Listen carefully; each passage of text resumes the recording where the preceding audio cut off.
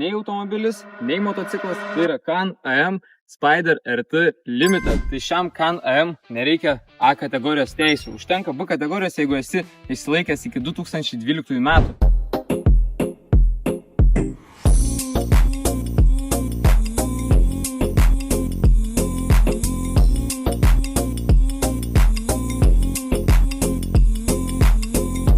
Vienas litras ir 74 kW. Galinė važiuoklės dalis yra ant pagalvių, tai komfortas tikrai labai geras.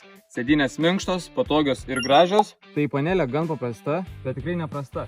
Čia galime reguliuoti savo galinio rato kietumą, minkštumą. Turime šildomas rankenas, turime gan išsamų ekraniuką, turime radiją, žinoma, tai važiuojant tikrai garsas girdisi radijos. Tai priekinės stabdžių rankenos irgi nėra. Turime vieną kojinį stabdį, su kuriuo stabdosi visas triratis. Tai šitas Can Amas tikrai važiuoja įdomiai, turi tikrai savo savotišką romantiką.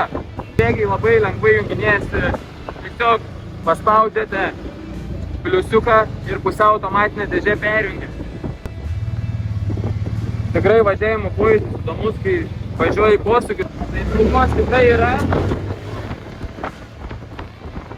Važiuoja tikrai, kaip ir sakau, įdomiai, ta prasme. Trauka gera, važiuoja labai stabiliai ant kelio, labai stabiliai stovi, nesijaučia kažkokių nestiprumų, nelygumų. Taipogi su šiuo triračiu labai patogu keliauti, vietos turime tikrai daug. Viena bagažinė, antra bagažinė, trečia bagažinė, taip pat priekyje turime dar vieną bagažinę. Tai šis variantas tikrai yra patogus ir įdomus tiek ilgose, tiek trumpose kelionėse. Trauka tikrai labai gera. Nuvažiavęs į save 52 000 km, tai šio Can Am kaina yra 12 900 €.